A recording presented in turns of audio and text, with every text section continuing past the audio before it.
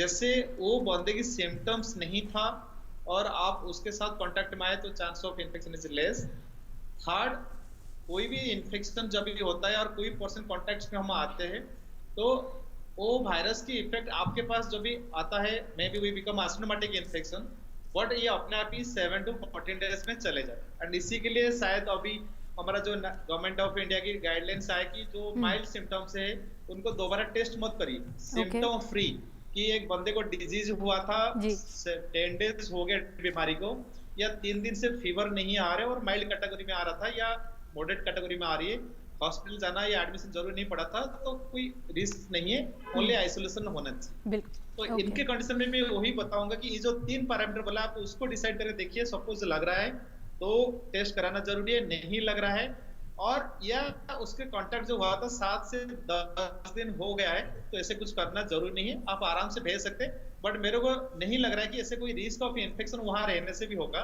आप जो नॉर्मल हमने मेथड्स बताया था उसी के अंदर रहते हैं कि अपने मूवमेंट आउट थोड़ा सा रेस्ट्रिक्ट, मतलब घर के अंदर तो रह सकते हैं, मेंटली ट्रेडेड है बट घर के अंदर रह सकते हैं और इंसिस्ट करें कि वो थोड़ा सा मास्क पहन सकते, वो कुछ कर सकते तो जरूरी भी नहीं होगा सेफ्टी के। सारी सावधानियां बरत कर ही उनका टेस्ट होकर वो घर पर आए। डॉक्टर अशोक, यहाँ पर आपका शुक्रिया अदा करना चाहेंगे, वक्त बहुत कम है, जल्दी जल्दी हमारे दोनों एक्सपर्ट से हम अपनी राय जान लेते हैं। डॉक्टर नीरज, आपके क्या आप आखिर में कहना चाहेंगे?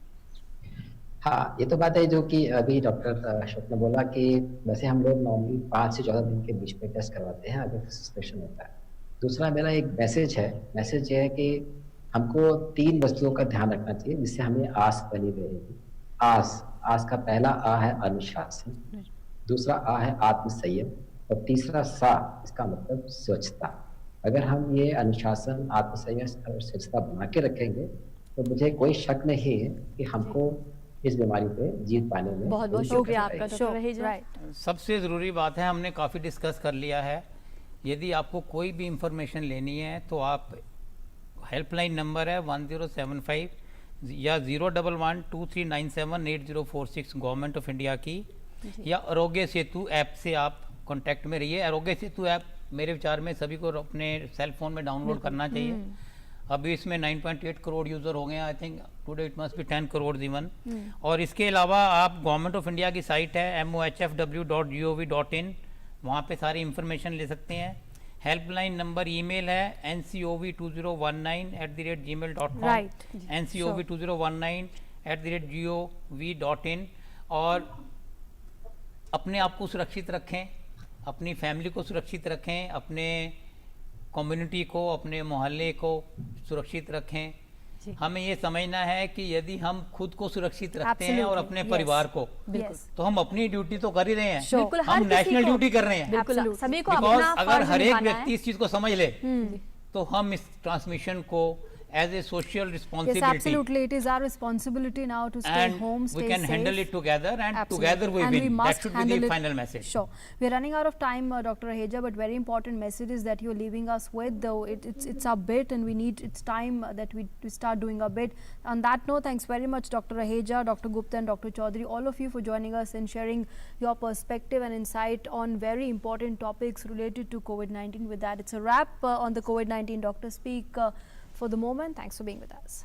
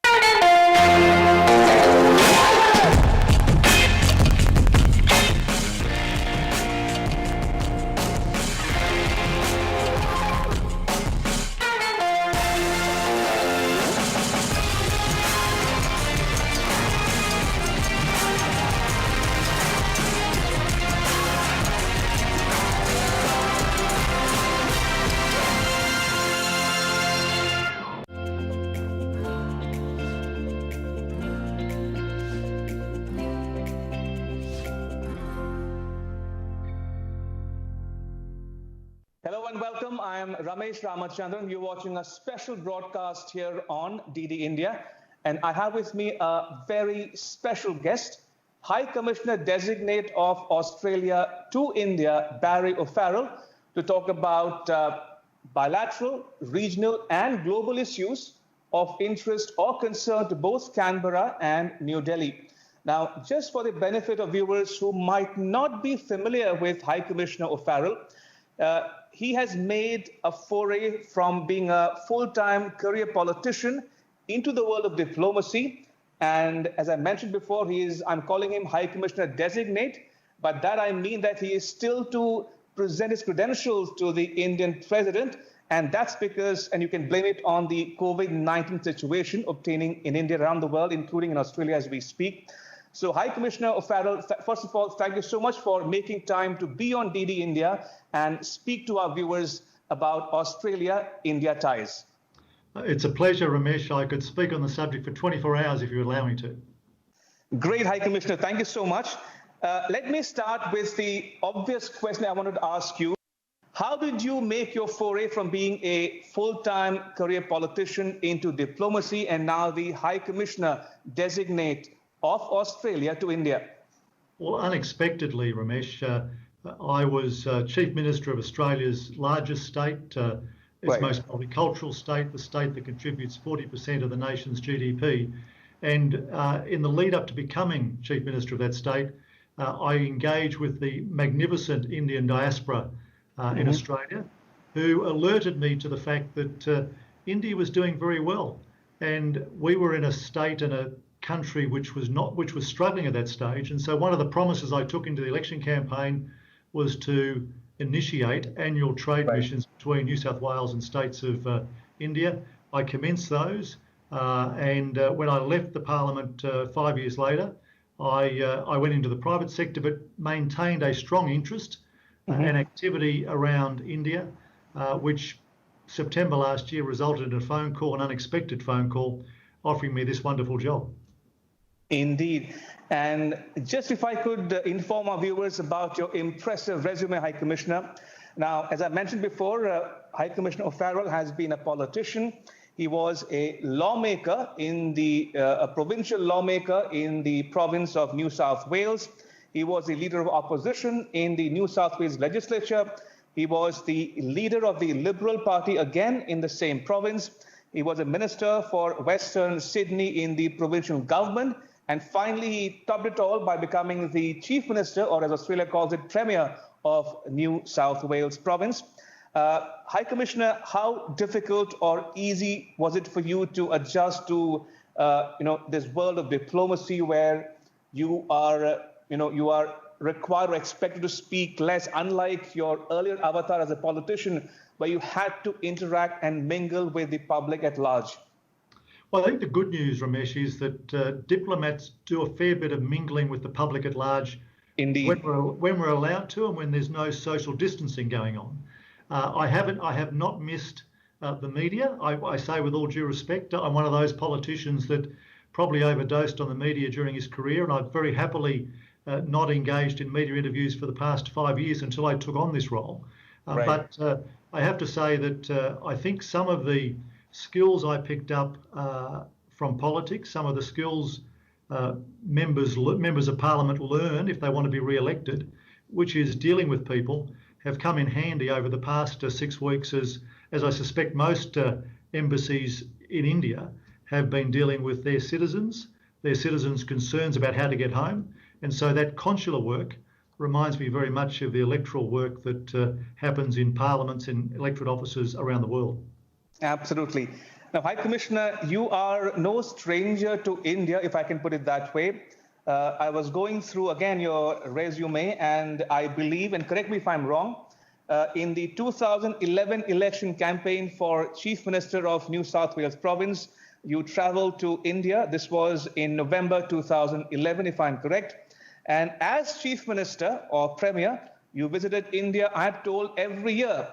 And you also had this twinning sister city framework between Australia and India, especially New South Wales and Maharashtra in India, and subsequently with the state of Gujarat, I'm told. And you also met Chief Minister Modi way back in 2013. And in 2015, the then Foreign Minister, Julie Bishop, made you the Deputy Chair of the Australia-India Council. And in 2016, you were made the New South Wales Special Envoy for India. So that's quite an impressive connect with India, High Commissioner. So what are your impressions about India to begin with? And did it match up or live up to expectations when you landed in New Delhi a few months ago?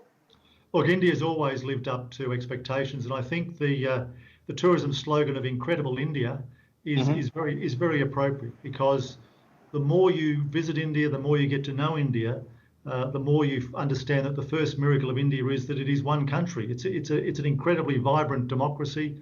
It's incredibly entrepreneurial, and it is increasingly taking its place in world forums to bring all of those attributes that has evolved this magnificent country to the world.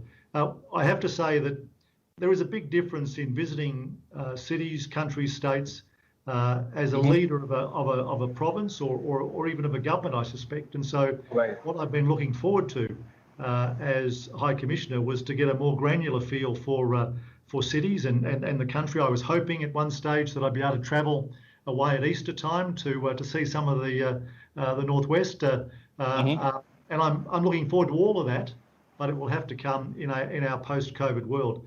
I can't tell you though, Ramesh, whether I've cracked the diplomatic side yet, because most of my interactions has been electronic.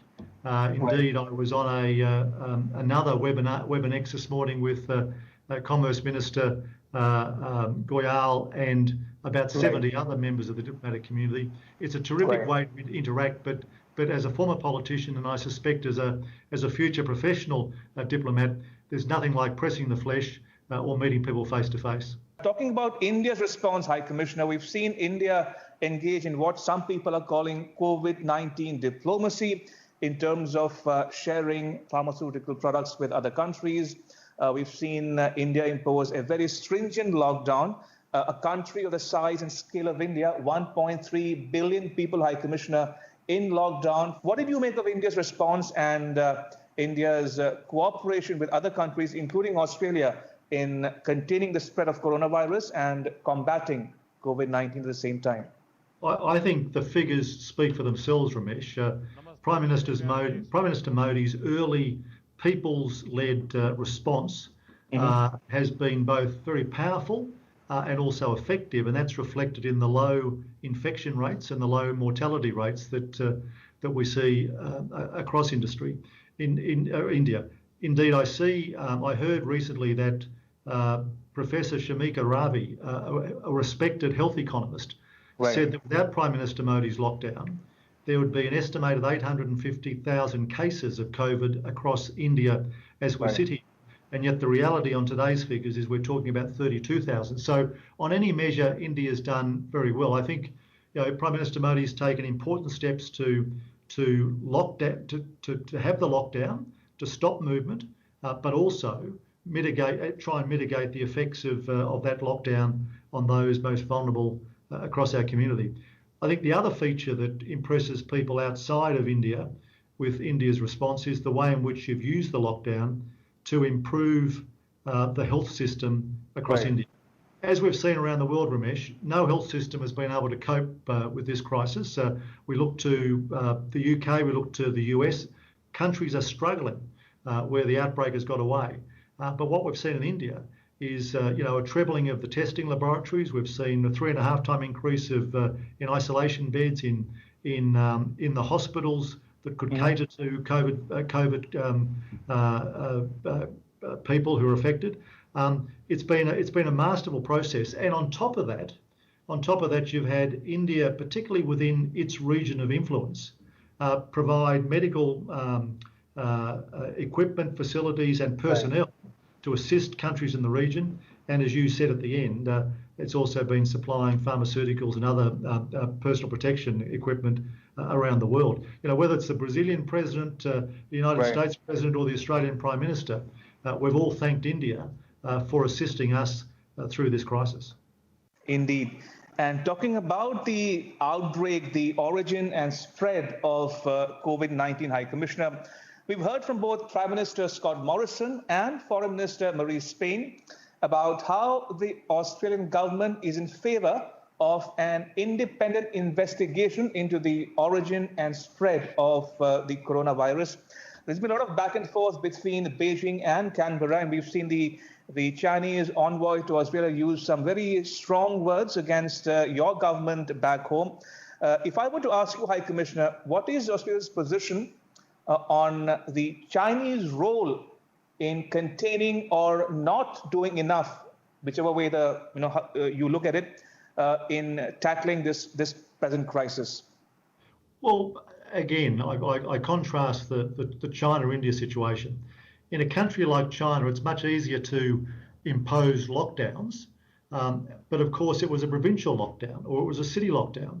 India, of course, a vibrant democracy, elections every other year, great play around those elections as there are in most democracies, has achieved, I think, an unprecedented national lockdown engaging 1.3 billion dollars, 3 billion people to cooperate in probably the most important thing any of us can do during a pandemic like this, which is to stay indoors and stay away from either disease being spread or spreading disease yourself.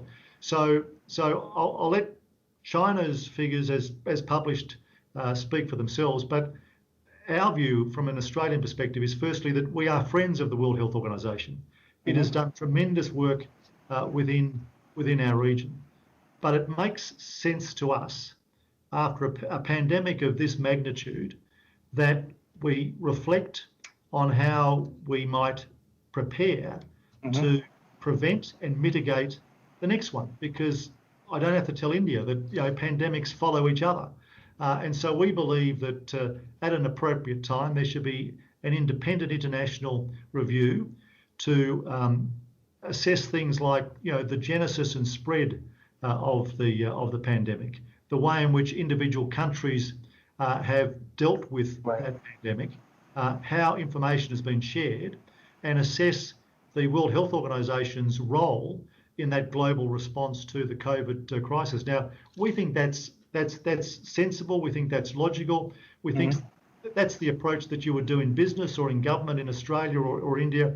If you'd had a disaster or a particular exercise and you wanted to review to make sure the next time you do it even better. Absolutely. Let's shift our focus a bit, High Commissioner, to the bilateral arena between Australia and India. How would you describe the present, the state of play in Australia-India ties, especially given the fact that Prime Minister Morrison was expected to visit India earlier this year, which he has had to postpone to a later date. And now we are told that both leaders are talking or considering a virtual bilateral summit. Now, walk us through that conversation between the two Prime Ministers Morrison and Prime Minister Modi, High Commissioner. So, Ramesh, the world is changing, including the way in which world leaders talk to each other. And I was interested in Minister Goyal's comment this morning that he believed, and I must say, reflecting on his comments, I believe it now too, that during this time of COVID crisis, there have been more connections made with world leaders than ever before. And Absolutely. your prime minister is almost superhuman, because in addition to managing a pandemic in the world's second largest country, he seems to find time every day to reach out to world leaders across the globe, and that is truly impressive. But the point is that there have been interactions between our prime ministers since the crisis began. It did prevent what was to be a rescheduling of the visit that was to occur in January. That visit, as you know, didn't occur because of our bushfire crisis. Right. But we are now thinking about a virtual leaders summit, and as soon as both prime ministers' diaries can coincide, we're looking forward to that summit, because in the last meeting they had by phone, it was reflected by both just how strong and broad and deep the relationship is. There was a commitment to work together in shaping the post-COVID world, particularly as it relates to that Indo-Pacific region that we both have an interest and a share in, and also we discussed, the Prime Minister Modi made clear that he would do everything he could to help facilitate the repatriation of those Australians who were stranded in India, and that's been going on. And Prime Minister Morrison made the point that the Australian government would do everything to look after those, particularly Indian students who are in Australia at the present time through this crisis. And it's great to see that level of cooperation, and that's what we hope will come out of a virtual leaders summit. You know, a reaffirmation and a strengthening, perhaps an elevation of the relationship, identifying ways, particularly in the research area, through which we might be able to shape the COVID world, and to look to see how we can better pursue our interests in the Indian Pacific region, where, you know, as your Prime Minister has said, we want to see growth and prosperity for all. We want to see free, open and enterprising countries who are able to engage freely with each other and not have the shadow of authoritarianism or the like over them. Indeed. And when we talk about Australia-India ties, High Commissioner, one can't help but also dwell a bit, if you will, on the Indo-Pacific. Now, when we talk of Indo-Pacific, we not only talk about the regional security architecture, we can talk about the quadrilateral comprising India, Japan, Australia, and the US, and also the talk about Australia keen on joining the maritime military exercises, the Malabar exercises. But if I were to quote you about what you said in your speech to the National Defence College in New Delhi, if I could just quote one or a couple of lines from your speech there, you say, and I quote here, "I see even faster shifts in the Indo-Pacific power balance with an associated sharpening of strategic competition and an even more factious multilateral system," unquote. Please elaborate, High Commissioner. So it's clear that, as I said earlier, that India is taking a larger and larger role in the world, full stop.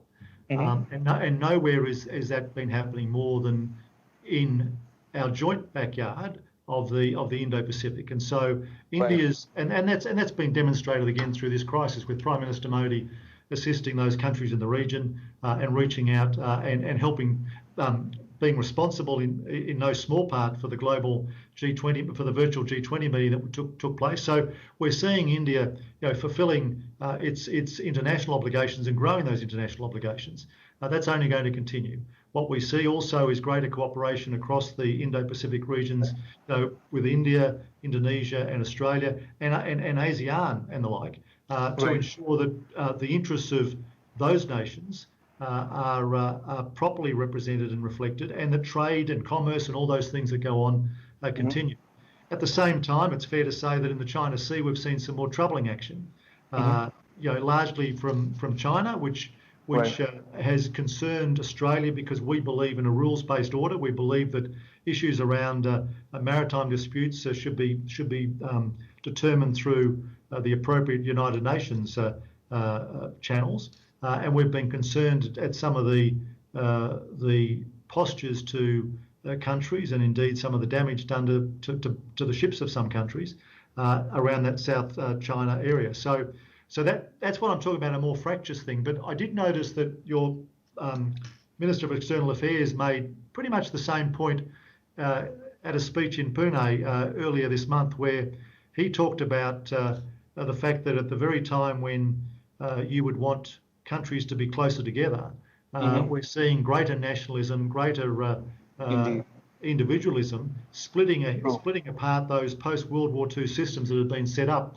But he did make the point, which is a point that I reflected in my speech, that India is well placed because of its historically more independent approach to these issues, to take a bigger role. But he also talked about plurilateralism, which I think goes one step beyond multilateralism, which is where you have a whole series of individual bilaterals and others with each other. But it's an unknown world. It's one of those ones we want to work with India to shape, so we get it right, so that just as in that post-World War II era, we have a rules-based system that can benefit all those countries who want to go on and prosper and engage with the world. Indeed. And just a quick follow-up question, High Commissioner. In your speech to the NDC, you also spoke about a logistics support pact under negotiation between the two countries, number one. And number two, your thoughts on the Malabar exercises growing to include Australia. I'm told Australia is keen to join or become a part of the exercises. So what's the current state of play insofar as those talks are concerned? Well, easy to start with the second question first, because the issue of who goes to Malabar is rightly an issue for the Indian government and the Indian armed forces to make. But we continue in a variety of ways to cooperate at an ADF level, Australian Defence Force level, at a very broad and deep level with India's armed forces. The logistics issue is that, given the size of the Indian Ocean, given the fact that both of us have bases in a number of places, what we're working towards is whether or not, we think it makes sense that we should be able to call into each other's bases if that increases our footprint, if that increases the ability to provide maritime security to a region of the world that is contributing something like 40% of world shipping. So, we've both got big Indian Ocean coastlines. That gives us a responsibility for maritime security across that ocean, and we think interoperability of our military bases could help expand that footprint in a far more effective way. Indeed. And talking about the Indian diaspora, students and others living and working or studying in Australia, are the two governments, New Delhi and Canberra, cooperating to ensure that their interests are taken care of, especially given the disruption caused by the COVID-19 pandemic? Absolutely. And, the situation is not helped by the fact that effectively on both sides you have a lockdown. We've had lockdowns internally as well. So I'm in regular contact with my opposite number in Canberra, the Indian High Commissioner to Australia, His Excellency Gitesh Sarma. That's regular. We've had our MEA secretaries on the phone to each other. We've had our foreign ministers on the phone to each other, and we've had our prime ministers on the phone to each other. And what I know, Ramesh, as I sit here today, is that our Australian government has provided 100 million Australian dollars to our university sector. That university sector is almost spending a similar amount of money in supporting Indian students and other foreign students in Australia. And this week I spoke to the Vice Chancellor of Macquarie University, who tells me that as soon as the crisis broke, if you're an international student from India or any other country, you're able to get an emergency voucher for cash or for food that you can apply to this day for a voucher of up to 2,000 Australian dollars, which I think is about 55,000 rupees, non-repayable, to assist you. And the Australian government, of course, has taken a number of measures to try and ensure that whether it's access to work or access to superannuation that is compulsory in Australia if you do work, to try and alleviate it. But I also know from High Commissioner Sarma that, as happens in every crisis, including the bushfire crisis, the Indian diaspora in Australia, the resident Indian diaspora, is doing what it always does, opening up the back of vans to feed people, taking people in. So I can assure you that to the best of my country's ability, every effort's being made to make sure that there are not Indian students or Indian citizens stuck in Australia at this time who are under hardship. Indeed. High Commissioner, let's talk a bit about some of the other aspects of the bilateral ties. Now, India and Australia have a lot in common, and cricket is just one of them to begin with. If I were to ask you, and I'm told that you have more than a passing interest in sports like rugby, racing. If I were to ask you about your interest in cricket to begin with, any particular favourites in the Australian team of today or yesteryears? Look, I was always a huge fan of the Lily Thompson combination. So I'm dating myself in terms of my age, but I have to tell you, I'm a huge fan of Virat Kohli's because as you've noticed, High Commissioner. Well, but as you notice over the years, Australians and the Australian public respond to captains of international teams who give as good as the Australians do. And from the moment Virat Kohli entered the scene, he never took a backward step. He's as good with the bat as he is with the lip. And Australians enjoy that enjoy that banter. And I have to tell you that if I could, I'm a bit caught at the present time, Ramesh, because as much as I understand the importance of the upcoming and hopefully deliverable Indian tour of Australia and how important that would be to morale and to the stadiums in Australia, Absolutely. I'd be very happy for Australia to play India out here for the next 3 years whilst I'm here. I'm happy to get as much Indian Australian cricket as is possible. So look, I think one of the great things that binds Australians and Indians, one thing that helps us understand each other is of our love for that game. It's certainly stronger than my other favourite Indian sport, which is kabaddi. Indeed. And, anybody who accesses your Twitter handle, High Commissioner, would see a picture of you running now. Walk us through that picture of yours, which you put up on your Twitter handle. And I believe, and correct me if I'm wrong here, you've done a 110-kilometer trek twice with both of your sons in 2008 and 2014. Now, that's some achievement, isn't it?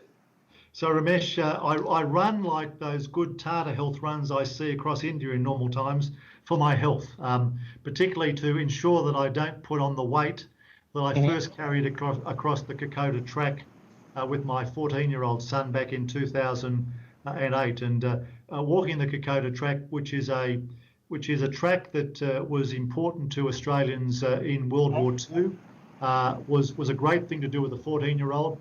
But the only mistake I made, Ramesh, was when I came back home, I said to my then 8-year-old, who was built more like his father, a bit heavier than my number one son, that I would do it with him one day if he wanted to do it. I never believed he would ask to do it. And of course, the only reason I walked it the second time, Ramesh, as we all do with our children, is to honour a promise. So yes, I've walked it twice, and I run, and I'm currently running on a treadmill at the Australian High Commission because, of course, we can't get out. But I run for fitness, and I encourage others to do so. All right, on that rather optimistic note, High Commissioner O'Farrell, thank you so much for making time to be on DDN and talk to our viewers about Australia-India ties, regional and global issues of interest or concern to both Canberra and New Delhi. High Commissioner O'Farrell, thank you so much for being with us on DD India. Appreciate it. A pleasure, Ramesh. And that's a wrap on this special broadcast. But news continues here on DD India. You can catch all the latest updates on our social media, mobile and digital platforms. Thanks for watching. Bye-bye.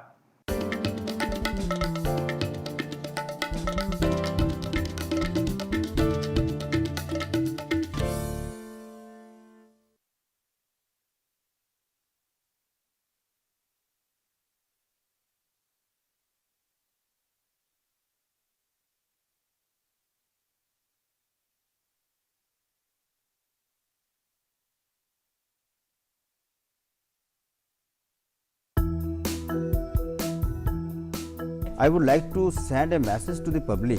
Right. Don't be panicky. Right. And the government of India has finalized some guidelines for the testing. Don't go testing without any prescription of the doctor, without going to the doctor. If doctor feels, if doctor says that it is required, only then go.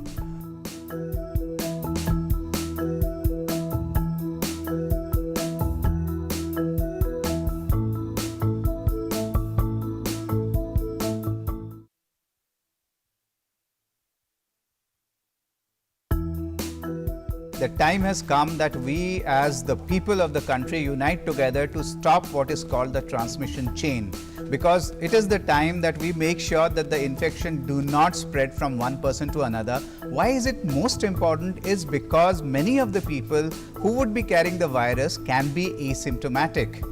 That is one thing which is very important. And the second thing is that even if the symptoms occur, they occur after a couple of days. In fact, it could be even up to 10 to 12 days. So we have to make sure that all of us stay at home. It is very important that we make contact with other people as minimum as possible. This 1 meter distancing should be the buzzword now.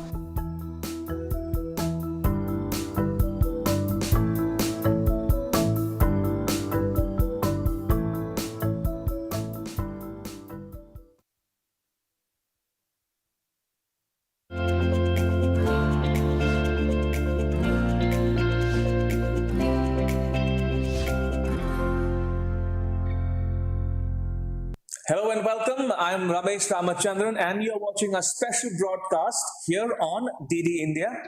And I have with me a very special